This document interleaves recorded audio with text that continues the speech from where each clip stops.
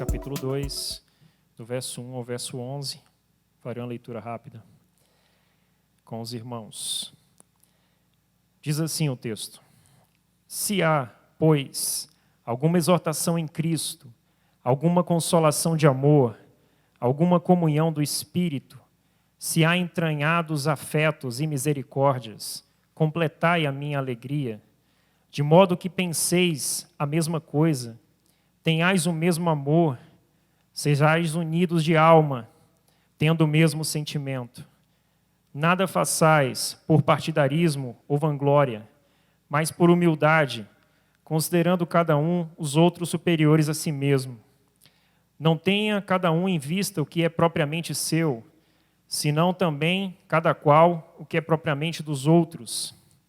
Tende em vós o mesmo sentimento que houve também em Cristo Jesus, pois ele, subsistindo em forma de Deus, não julgou como usurpação o ser igual a Deus. Antes, a si mesmo se esvaziou, assumindo a forma de servo, tornando-se em semelhança de homens e, reconhecido em figura humana, a si mesmo se humilhou, tornando-se obediente até a morte e morte de cruz, pelo que também Deus o exaltou sobremaneira e lhe deu o nome que está acima de todo nome, para que ao nome de Jesus se dobre todo o joelho, nos céus, na terra e debaixo da terra, e toda língua confesse que Jesus Cristo é o Senhor, para a glória de Deus Pai. Maravilhoso o texto, né? Irmãos, aqui vocês receberam um folder com o título da mensagem, Chamados à Unidade. É uma mensagem, é um título, falar da unidade é algo profundo. Certamente, eu, sendo o menor daqui dos que falam, seria demais falar de um tema tão profundo. Mas o Espírito quis que eu falasse sobre isso. E antes de eu adentrar ao texto, eu queria que os irmãos pudessem refletir sobre a profundidade do que está sendo proposto aqui pelo apóstolo Paulo ao falar da unidade. Refletere é uma palavra em latim que significa fazer retroceder, voltar atrás, recurvar. Portanto, refletir seria retomar um pensamento, seria você considerar aquilo que você já pensou, pensar naquilo que você outrora já pensou ou considerou. Evocar ao pensamento algo que você deve considerar, julgar, por causa da importância daquilo. E quando eu estava aqui lendo, refletindo sobre esses textos, confesso aos irmãos que me lembrei de várias coisas sobre mim e de como, desde a minha caminhada, quando eu considerei Cristo como, de fato, o Senhor da minha vida, eu vi que, em muito, eu amei os irmãos, em muito, eu fui sincero, e até hoje o sou. Como o Alexandre gosta de dizer, ele diz que só prega, ou só fala, ou só expõe aquilo que, de fato, ele acredita. Eu tenho uma consciência parecida com a dele nesse aspecto. Mas, mesmo amando os irmãos, por muito, na verdade, isso era mais uma doutrina para mim, do que necessariamente a profundidade disso, a organicidade disso, como que é isso. E, por causa disso, certamente, muitos eu deixei por algum egoísmo ou por orgulho de socorrer ou de ajudar, de estender a mão, de algum modo de consolar, de chorar com os que choram, de sentir a dor dos que sentem a dor. E certamente isso é um motivo até mesmo de pedir perdão a estes irmãos. E a unidade é algo deveras profundo demais. Paulo, ele sabia disso. E no capítulo 1, no verso 27, ele faz um rogo, ele exorta a igreja. ele se une a Cristo no rogo de Cristo lá em João 17. Ele diz assim: vivei, acima de tudo, por modo digno do evangelho de Cristo, para que, ou indo ver-vos, ou estando ausente, ouça, no tocante a vós outros, que estáis firmes em um só espírito, como uma só alma, lutando juntos pela fé evangélica. Olha o rogo de Paulo. Viver de modo digno do evangelho.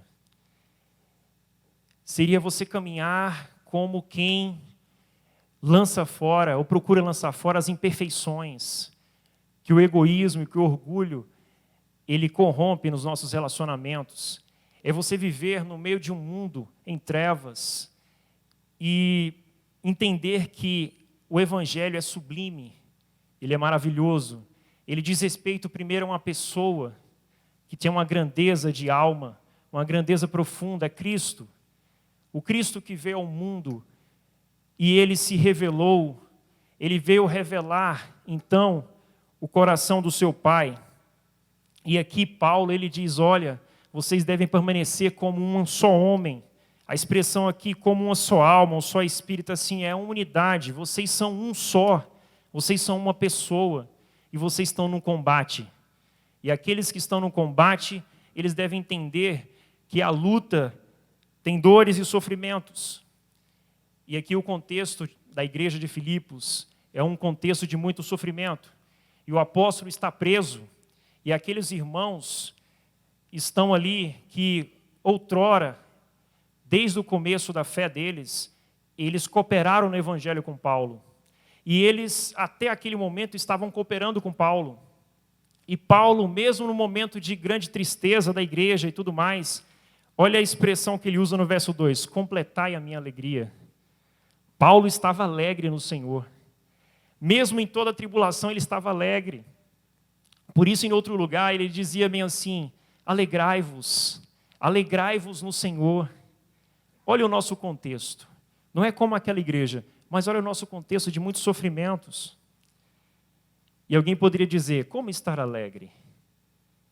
E aí Paulo, ele estava alegre, mesmo naquela tribulação. Paulo, ele se juntou a Cristo aqui no rogo de Cristo. Quando nós vimos lá em João, capítulo 17, lá no finalzinho do verso 11, Cristo diz bem assim, ele está momentos de sofrimento, ele está prestes a ir à cruz, ele está sabendo que é próximo à sua morte, assim como o apóstolo Paulo aqui também, de certo modo, ele pensava que poderia morrer. E ali, Cristo, ele fala de algo muito importante para os seus discípulos. Aquilo que eu considero que seja o mais importante do que Cristo queria dizer. E aí ele fala bem assim, a fim de que eles sejam um. Como nós. Ele usa essa expressão. E aqui ele está falando de profundidade de relacionamento. Até o Alexandre gosta de falar que os irmãos ficam aqui preocupados com a defesa da triunidade, a doutrina, mas realmente Cristo não está preocupado com isso aqui. Ele está preocupado com o relacionamento dos seus irmãos. Ele está preocupado com a profundidade, a qualidade, porque os relacionamentos, queridos, eles, talvez por medo, muitas pessoas, como eu disse no começo sobre mim, as pessoas, elas têm algum tipo de reserva de relacionamento, porque o relacionamento tem muitas imperfeições. Egoísmo, ainda muito nos corações, orgulho, e isso fere as pessoas. E muitas pessoas estão feridas por vários relacionamentos, às vezes por visões das igrejas e muitas coisas. Mas eu quero dizer a vocês e aos irmãos que estão nos ouvindo e vendo que os relacionamentos, por causa das imperfeições, podem nos ferir, mas somente o amor que flui dos corações, no meio dos relacionamentos, é que curam os próprios corações que foram feridos. Não há como você ser curado sem o relacionamento. É lá que você experimenta o perdão. Por isso que o Pai, ao nos perdoar, Ele disse, olha, agora vocês vão e perdoem uns aos outros, porque vocês foram perdoados. Olhe para o Pai enviou o Filho, e o Filho, naquela cruz, de braços abertos, Ele estava assim dizendo, olha, não há nenhuma inimizade no meu coração. Não há nada, nenhuma discórdia, não há aqui entre nós, a triunidade, há uma plena harmonia. Nós somos um, e o nosso relacionamento é perfeito, porque o nosso relacionamento, ele é na base do amor. E o amor é perfeito, o amor lhe faz perfeito. Por isso que ele disse, olha, o homem deve ser perfeito como o Pai é perfeito. Porque o Pai ama de modo incondicional. O Pai ama de modo indistinto. Ele não faz acepção de pessoas. E aí, naquela cruz, Cristo está revelando aos homens de que os homens estão em paz com Deus. Não que Deus tivesse alguma inimizade, que Ele não tem. Mas os homens estavam afastados de Deus, na sua consciência. E aí Ele está dizendo, olha, vocês podem se aproximar de mim. Vocês podem confiar em mim. E eu vou revelar o meu Filho, quem de fato eu sou. E aí, irmãos, quanto mais a gente vai vendo a sublimidade do Evangelho, a gente vai fazendo como Paulo fez. Ele deixou tudo. Tudo que os homens tinham por apreciável. Tudo que era da religião, tudo que tinha, tudo que os homens tinham por autoestima e valor. Ele falou assim, eu deixo tudo por causa de Cristo. Quanto mais nós vemos Cristo ali despido na cruz, nu, aquele homem ali, totalmente entregue, revelado, nós olhamos para aquilo e nós temos que entender os atributos dele, e nós temos que ter uma grande devoção por aquele Cristo crucificado, ver somente ele, como o apóstolo Paulo disse, olha, eu prego somente Cristo e esse crucificado, puramente entregue, totalmente os atributos revelados, eu só prego somente a Cristo. Não há Cristo e sábado, não há Cristo e tradições, não há Cristo e véu, não há Cristo e nada disso, é Cristo somente. Mas nós temos que entender que isso só é para nós quando nós conhecemos e contemplamos esse Cristo. E aí ele se torna único. E o Evangelho se torna sublime. E nada mais importa senão o Evangelho. E o Evangelho ele vai mudar os nossos corações. E ele vai mudar os nossos relacionamentos. Porque tem mudado já. Mas nós temos que nos entregar mais. E nós vamos ver aqui, então, no verso 1 do capítulo 2, percebe-se a seguinte escritura que Paulo coloca e que eu quero compartilhar com os irmãos. Ele vai falar sobre os atributos da unidade. E aí no verso 2, ele vai dizer que esses atributos, se são desenvolvidos no nosso coração, vão ser evidenciados com o que ele diz aqui. Penseis a mesma coisa, tenhais o mesmo amor, sejais unidos de alma, tendo o mesmo sentimento. E esses atributos, ele coloca aqui, exortação em Cristo, consolação de amor, comunhão do Espírito, entranhados afetos e misericórdias. E aí ele coloca esses atributos e diz que isso, quando desenvolvido dentro de nós, vai evidenciar numa unidade. E depois ele vai colocar aqui o que eu chamei de o espírito do ego versus o espírito do evangelho. Ele vai fazer um contraste entre o partidarismo e a vanglória com a humildade, entre aquilo que é propriamente meu com o que é dos outros. E aqui ele está falando do orgulho e do egoísmo. E ele está falando da humildade e do altruísmo. E aí ele vai fazer o link depois. O mesmo sentimento do verso 2 é o que ele vai dizer no verso 5. E ele fala, olhem para Cristo. Ele é o paradigma. Ou, como diria o bispo Josué, ele gosta muito de dizer, ele é o cânon, né? A vara, a matriz canônica. Exatamente. Ele é essa referência, a exata expressão de Deus. Então vamos ver cada um dessas palavras-chave. Temos aqui primeiro, ele fala assim, exortação em Cristo. Se há, pois, alguma exortação em Cristo. A palavra que ele usa aqui é paráclesis, se não me engano é isso, sou bom de falar isso, grego, deriva de um verbo grego que significa o seguinte, o qual significa falar com alguém ao lado, ou falar com alguém de modo positivo e benevolente. E o curioso é que essa palavra, que tem uma outra parecida, né, similar a essa, que seria lá quando a gente vê em João 14:16, quando Jesus está falando que ele vai para o Pai, vai morrer, e ele fala assim, mas fiquem tranquilos, outro Consolador virá. O Consolador lá, Paráclitos, que ele fala, é isso. É essa pessoa que se coloca ao seu lado para te ajudar. E ele fala contigo de modo benevolente, porque ele quer o teu bem. E ele vai fazendo a exortação. E aqui, a exortação é em Cristo. A base da exortação é em Cristo. Aí a questão é, de modo bem similar, nós temos aqui a palavra, o segundo termo é consolação. Alguma consolação de amor. É muito parecido à ideia do primeiro verso. Inclusive, algumas traduções até, às vezes, colocam termos de uma para outra, trocando os termos.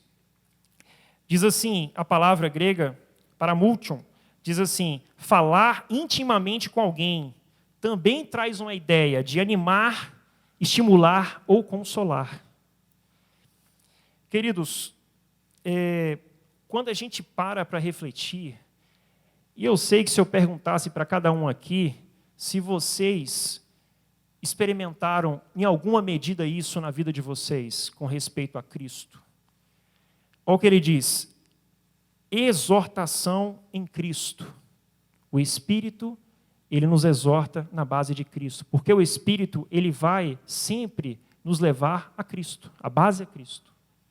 O Espírito de Cristo nos leva a Cristo. E ele fala consolação de amor, provém do amor. E a gente sabe que o amor é Deus. A gente sabe, João testemunhou isso, o amor é o próprio Deus. Essas coisas, quando são desenvolvidas em nós, quando são experimentadas no nosso coração, ela tem que fluir para que o final dos versos vão dizer aqui. Tenhais o mesmo amor, penseis a mesma coisa, sejais unidos de alma, tendo o mesmo sentimento. E nós temos experimentado isso em maior ou menor grau, porque nós fomos chamados por Deus e nós experimentamos isso. Só que aqui Paulo falou, se há, ele está falando, olha, se vocês desenvolverem isso no coração de vocês, vocês vão ter a evidência, o termômetro para vocês, é vocês olharem o seguinte, nós temos pensado a mesma coisa com relação a Cristo e o Evangelho? Nós temos sido uma só alma em prol do amor de Cristo, do seu propósito, do seu reino? Nós temos experimentado o mesmo sentimento, e quando ele fala o mesmo amor, é o mesmo amor que Deus nos ama. Esse amor ágape. Mas veja depois o outro termo, comunhão do Espírito. Esse termo comunhão é uma junção de dois verbos, que é tornar comum e partilhar. E aí alguém poderia pensar, mas como a gente pode pensar a mesma coisa? Como a gente pode ter um mesmo amor? Como é isso? O que Paulo está dizendo? Nós somos pessoas diferentes, são seres com pensamentos totalmente diferentes, culturas. E aí que Paulo está dizendo. Ele não fala aqui porque é algo que é impossível. Ele fala porque ele diz, olha, vocês têm que entender que vocês só vão encontrar essas coisas, como ele diz aqui, em Cristo, no amor, na comunhão, no Espírito. É isso que nos torna, nos coloca no mesmo ambiente. É isso que faz com que nós tenhamos um só pensamento em torno do Evangelho. É Cristo, quando olhamos para Cristo, aquele que nos resgatou, é a base. Quando nós experimentamos o amor, as suas consolações, porque são tempos, todos nós aqui temos sofrimentos, e vivemos em tempos muito difíceis. Mas se eu fosse abrir aqui para você contar cada experiência da sua vida, você vai contar experiências de que você sofreu, mas você encontrou consolo em Deus, no amor, ou não? Certamente sim, né? Quem aqui nunca experimentou um consolo? Consolo de amor. E isso tudo é algo que diz respeito a Cristo, o seu Espírito. Mas, quando nós pensamos em comunhão, tornar comum, partilhar, logo me vem à cabeça, lá em Atos, no século I, quando a igreja, ela diz lá que ela perseverava na doutrina dos apóstolos. Eles partiam o pão, eles perseveravam nas orações. E ali, ele diz que eles tinham uma comunhão. E ali nós vemos uma simplicidade na comunhão dos irmãos. E assim, isso é tão maravilhoso que é o Espírito quem faz isso. Inclusive, na sexta-feira, eu estava com o irmão João, sua esposa, Neusimar, casal. Até o irmão João está ali, né, irmão João? É um casal agradável, belíssimo. E por ocasião de um corte de cabelo, estava lá e sempre a gente se reúne por causa do corte de cabelo e a gente conversa, é sempre agradável falar com ele. Mas na sexta-feira nós conversamos muito mais. Eu até brinquei com ele falando que eu acho que eu conversei tudo que eu não conversei todas as outras vezes que eu fui lá. Mas assim, conversamos de coisas do cotidiano, abri muitas coisas sobre mim para eles. Mas o que faz a gente parece que a gente se conhece há anos? O que é isso? Como é que é isso? É o Espírito. É a comunhão do Espírito. O Evangelho, ele é simples. Ele não quer nada de extraordinário, mirabolante, místico, uma coisa que parece que é de outro mundo. Parece ser de outro mundo porque os homens não tocam, não conhecem o Espírito, o Cristo que está dentro deles. Eles não têm a percepção. Falta-lhes a consciência. E parece ser de outro mundo. Porque o amor, ele não é de outro mundo. Ele está em Deus, que está dentro de nós. Agora, este amor, ele precisa ser manifestado nos relacionamentos. E aqui você percebe Paulo numa progressividade, eu poderia dizer assim. Porque ele está falando de coisas que nós experimentamos com Deus, com o Espírito, e logo ele vai avançando o pensamento, e ele fala aqui depois, entranhados afetos e misericórdia. Esse entranhados afetos fala de algo das entranhas, é o termo que usa, né, na literalidade, mas seria como a sede das emoções, é algo interior, é algo que você sente ali, que você percebe dentro do seu coração. E isso vai levando você a ter uma compaixão, uma misericórdia. E compaixão você só tem do outro. Porque o amor, ele te leva a considerar, te leva a manifestar algo ao outro, ao próximo. Então, se o nosso coração estiver mais cheio de amor, nós vamos cada vez mais nos afligir com o nosso irmão que está aflito. Porque ao olharmos para ele, nós não vamos conseguir ficar mais quietos, em paz.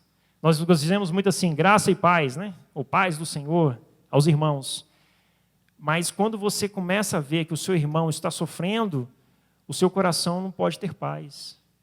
Quando eu digo paz, não é a paz última de Deus no coração interior, porque essa você sempre terá. Se você está seguro em Deus, você vai estar sempre naquela paz. Mas haverá uma inquietude. Essa inquietude aqui é esses afetos, é algo profundo. Quando você tem uma grande afetividade pelos seus irmãos, essa afetividade profunda, ela te torna uma inquietude. Você não consegue ficar em paz vendo o seu irmão sofrendo, porque o seu irmão faz parte do mesmo corpo. Paulo, inclusive, ele usa essa metáfora quando ele vai falar na igreja de Corinto dos irmãos que eles não tinham uma compreensão correta sobre os dons do Espírito. Eles pensavam que os dons do Espírito era uma espécie de que eles buscavam os dons e é como se eles olhassem, olha o meu dom, meu dom, meu dom. Eles pensavam o dom para si mesmos. E Paulo fala, não, deixa eu corrigir o entendimento de vocês. Tudo que vocês recebem de Deus, e no caso específico seriam os dons ali do Espírito, eles são para um fim proveitoso, eles são para o corpo. Eles não são para vocês em si mesmos. Embora você recebeu o dom, mas o dom não é para você, é para o outro. Então Paulo está ali falando de uma mutualidade. E essa mutualidade é a progressão do amor que vai nos levar sempre à perfeita unidade em Deus. Porque o Pai, Pai, quando Ele envia o Filho ao mundo, aquela verticalidade da cruz, Ele estava dizendo, olha, eu estou reconciliando comigo o mundo. Eu estou levando vocês, que são o velho Adão, a velha consciência, até a cruz, demonstrando de que se esse Adão não morrer, não pode nascer uma nova consciência, um novo homem. Então ele tem que morrer. E como para vocês é impossível, a vocês só resta pagar o que lhe é a vossa dívida, que é morrer pelos seus próprios vossos pecados, eu, Deus, me faço homem para ir até a cruz, para que eu, sendo justo, sendo inocente, morra no lugar dos injustos. E ao morrer no lugar, eu pago a dívida. E é propriamente justa, porque eu, como homem, morro no lugar do homem. E eu experimento os sofrimentos do homem. E eu me torno de pé, mantenho de pé, ao contrário do primeiro homem que caiu. E eu mostro as virtudes de quem eu sou ao próprio homem, para que o homem então entenda que é nessas pegadas de Cristo, de Jesus Cristo, que ele deve andar. Amar como Ele amou, perdoar como Ele perdoou. E Cristo, Ele vai sempre trazendo a nós, olha, o Pai nosso, o pão nosso. Ele vai destruindo toda a ideia de orgulho e de egoísmo. E quando nós vemos aqui, lá em 1 Coríntios, ele falando, perceba que ele fala que nós somos membros de um só corpo. Cristo é o cabeça. Então o corpo está debaixo da autoridade de Cristo. Mas cada membro, ele não existe para si mesmo. Porque se o membro viver por si mesmo, ele é disfuncional. Ele é como que se fosse tirado do corpo. É como se amputasse.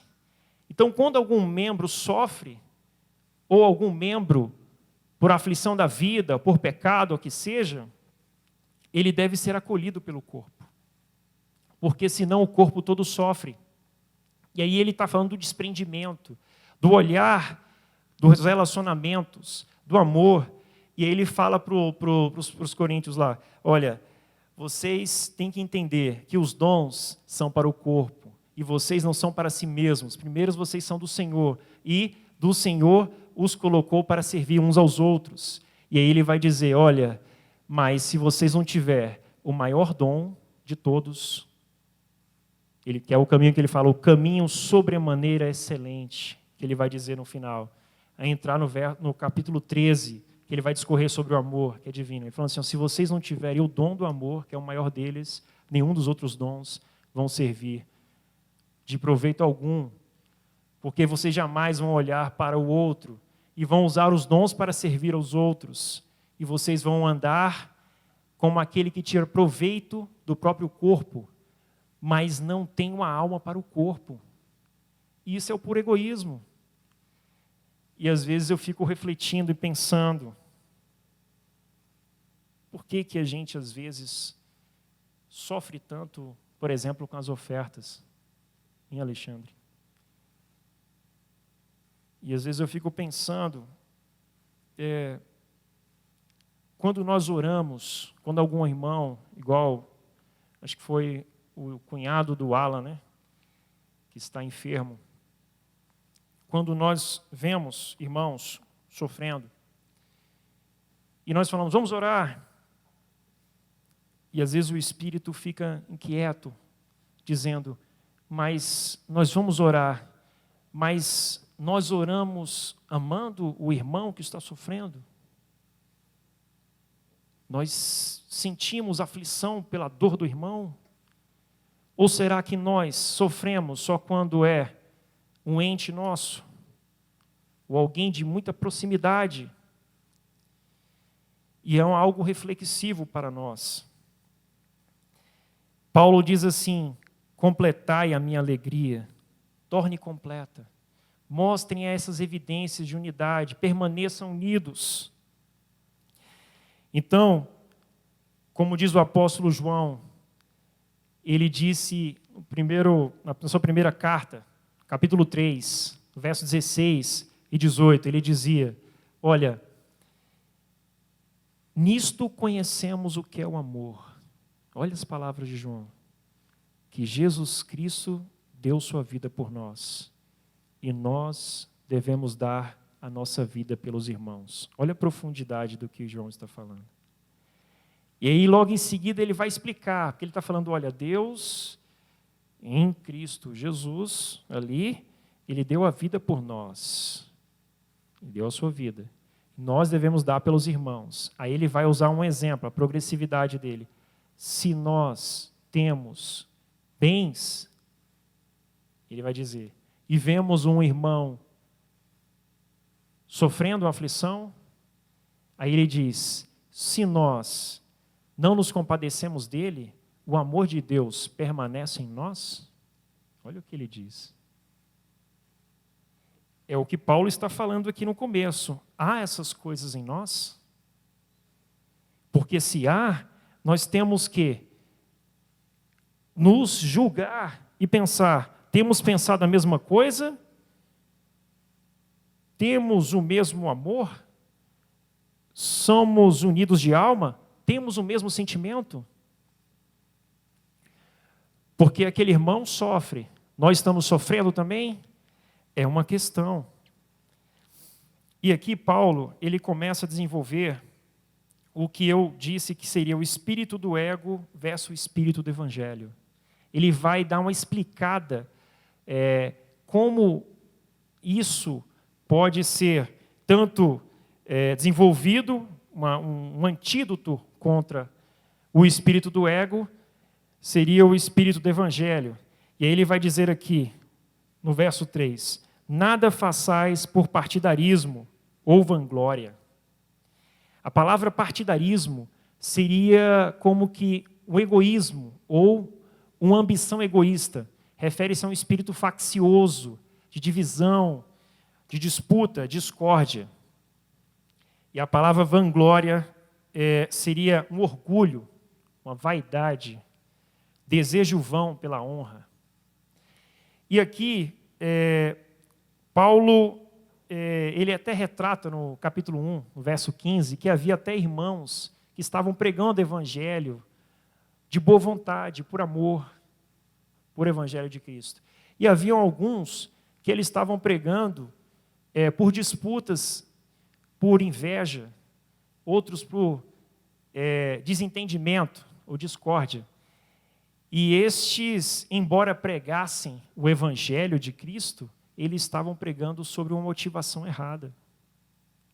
Eles estavam ali com o coração, um pensamento totalmente daqueles que usurpam a glória de Deus.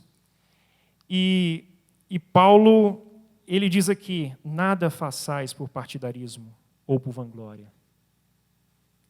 Quando nós olhamos para o nosso tempo, queridos, tristece o coração de saber que, irmãos, é um tempo de muita polarização, por exemplo, política, né? Embora a polarização seja algo dentro do campo democrático, pluralidade de ideias e tudo mais, é algo necessário à democracia. Mas é de entristecer. A gente às vezes vê irmãos, há uns mais à esquerda ou mais à direita, e eles estão com inimizade no coração. Eles estão se ofendendo. eles estão querendo colocar o que o apóstolo Paulo aqui, ao chamar de partidarismo, ele chama de egoísmo. O egoísmo é a vontade de prevalecer sobre o outro, de se colocar a sua visão sobre o outro, de modo que isso vai causar uma divisão. Ele não se preocupa se vai dividir com o outro. A preocupação dele é que a previsão dele prevaleça sobre o outro. E aí ele não ama o outro. Independente se ele tem o maior dos argumentos do mundo, o amor pede que você considere o outro como seu irmão. E que você, como ele vai dizer aqui depois, por humildade, considere o outro superior. Seja humilde. Você vai preferir dividir? Você vai preferir perder a fraternidade e os laços de amor por causa de algo deste mundo que é efêmero? Paulo, ele coloca aqui um contraste profundo. Quando ele fala assim, mas por humildade, considerando cada um os outros superior a si mesmo, ele fala de primazia.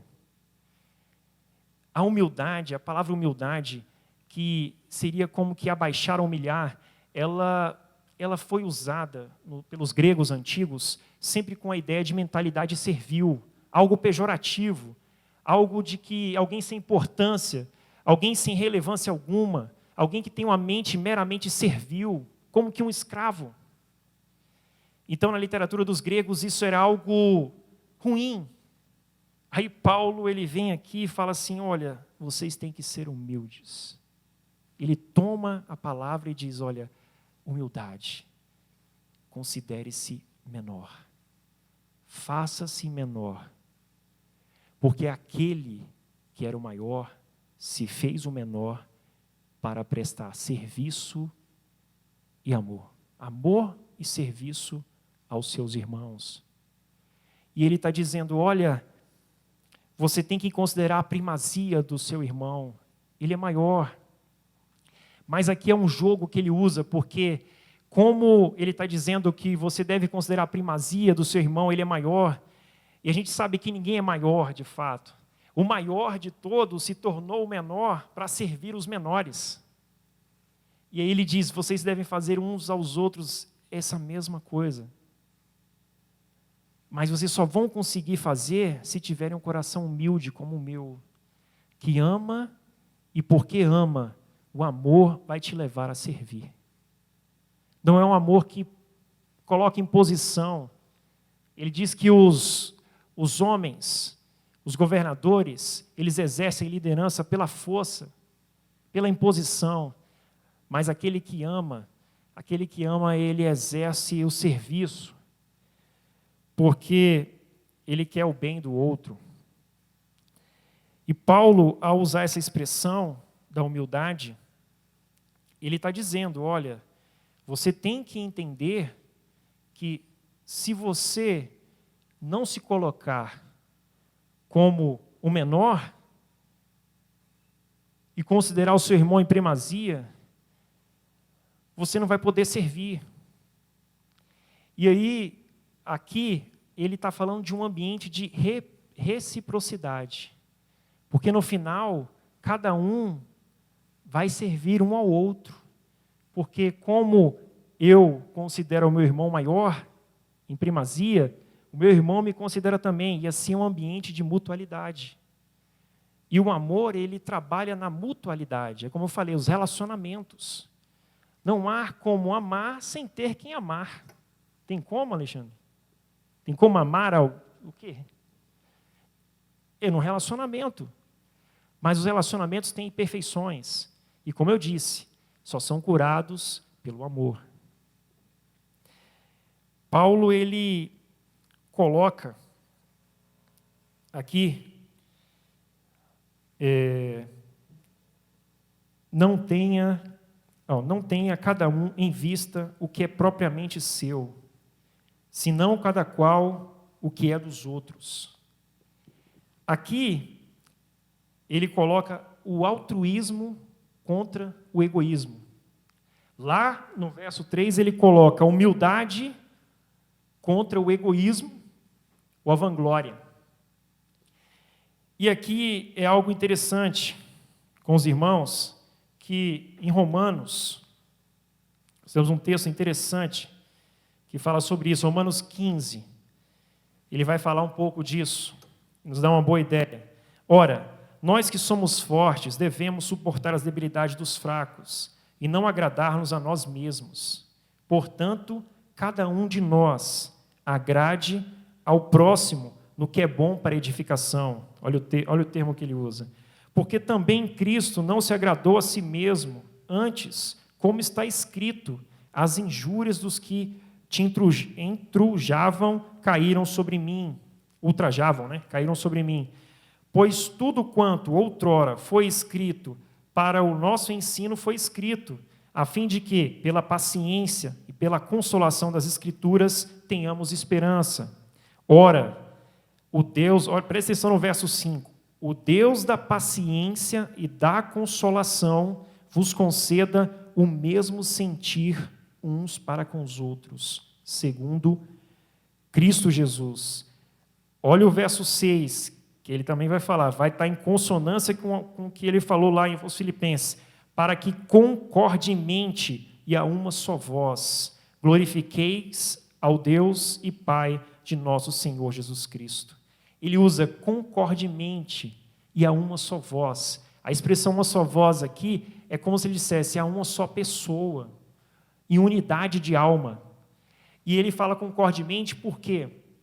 Porque ele, como ele diz mesmo no capítulo 4, ele fala às irmãs Evódia e Sintique que elas deveriam ter pensamentos concordes no Senhor, que elas não tinham que dividir, elas não tinham que ter desentendimentos, porque nós temos um só Espírito, é um só Senhor, é uma só graça, é um só amor. Paulo disse à igreja de Corinto, ele falou, olha, eles diziam assim, eu sou de Apolo, eu sou de Paulo, e uns diziam, não, para parecerem mais espirituais, eu sou de Cristo. E aí Paulo disse, acaso Cristo está dividido? Nós somos cooperadores. Um planta, um rega, mas só um dá o crescimento. O pai, o agricultor, é a figura que ele usa, vocês são a lavoura. E o pai, ele coloca esses homens dons para quê? Para cultivar, para de algum modo trabalhar para que essa lavoura possa ter crescimento.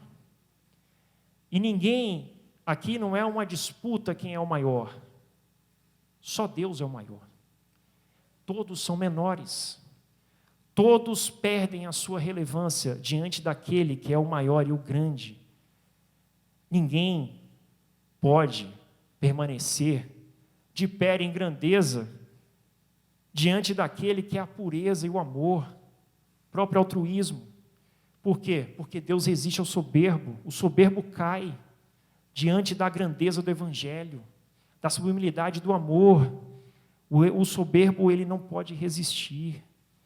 Ele vive uma grande ilusão. Voltemos ao texto. Aqui, ele está preocupado com o altruísmo. Ele fala, olha, você tem que considerar o outro, o interesse do outro, a aflição do outro, o que o outro tem de necessidade. A edificação é você, então, pensar naquilo que é bom para o outro. Em outro lugar ele disse, olha, tudo me é lícito, mas nem tudo convém. Todas as coisas são lícitas, mas nem todas são o quê? Nem todas edificam. Qual é a preocupação dele? Edificação. E logo o verso depois vai dizer o quê?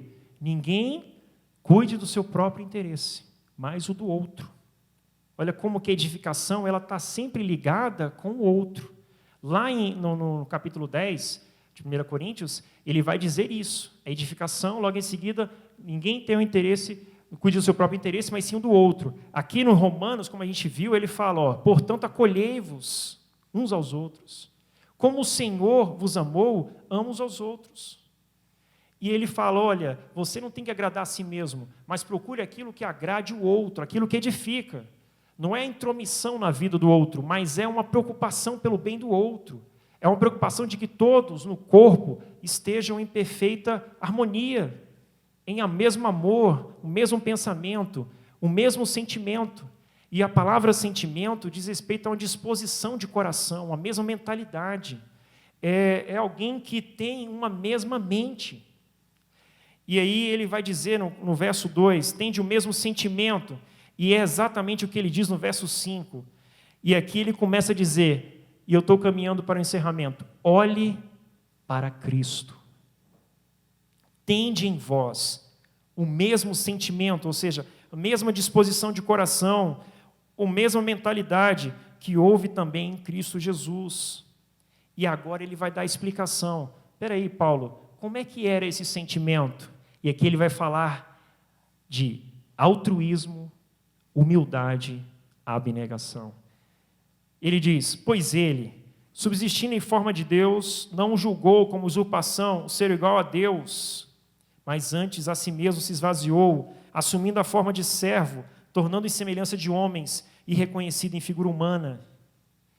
Ele vai tratar aqui que o Verbo se encarnou, viveu como homem, foi até a cruz, morreu, passou pela ascensão, levando nós até Deus, foi entronizado à direita do Pai, e ele levou o homem, abrindo um novo e vivo caminho na consciência do homem, para que o homem agora pudesse retornar para Deus, porque está afastado em sua consciência.